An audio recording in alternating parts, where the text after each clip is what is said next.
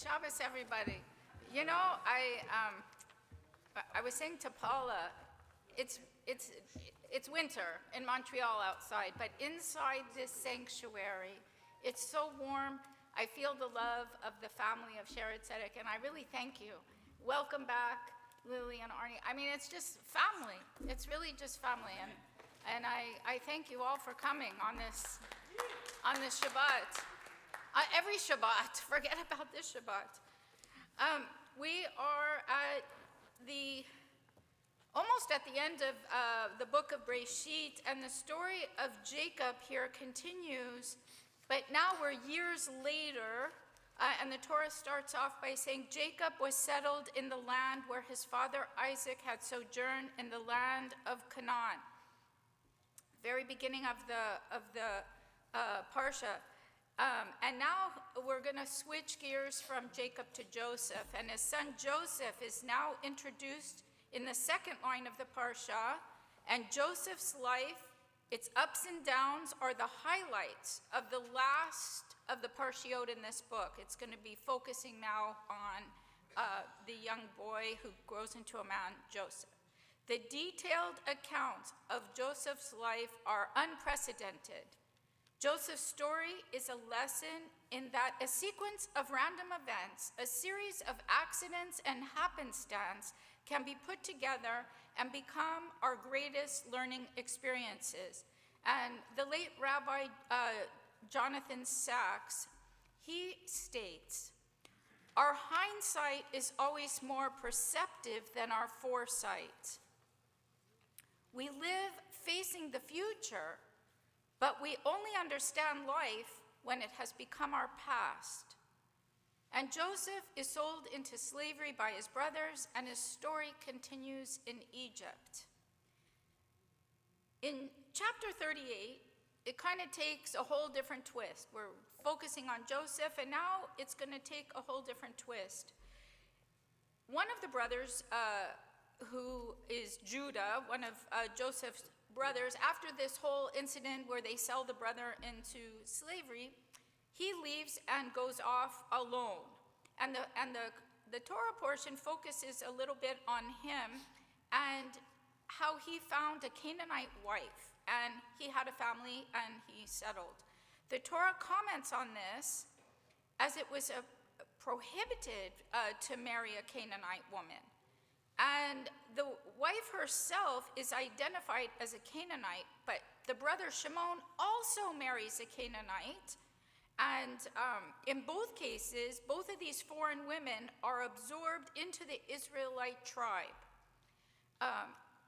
The whole lesson, or the word for Canaanite here used in the Eitz Chaim, and you'll see it, is of merchant. It's a merchant, somebody who works in the shuk, possibly. And the story then talks now about another woman, Tamar, Judah's daughter-in-law. So Judah settles with this woman, and they have children, and we assume that he's comfortable living with this woman. And then there's a whole story of Tamar. And Tamar, the story of Tamar, tricks Judah into sleeping with her because he believes she's a prostitute. And he agrees to her proposition, but her agenda was that she wanted to have a child from the lineage of Judah. Tamar gives birth to twins. And it's a very interesting interruption from the story of Joseph, but we're going to tie it in at the end. The Sedra continues with the story of Joseph working for the courtier Potiphar. And everything Joseph did was successful, as we know. He had gained the trust of Potiphar, but then it takes a very bad turn. When Potiphar's wife is offended, when Joseph does not take part in her sexual advances. The way the circumstance has it, as we know, it looks though as Joseph was trying to seduce the wife of the Potiphar's wife, and then he's thrown in prison on false accusations.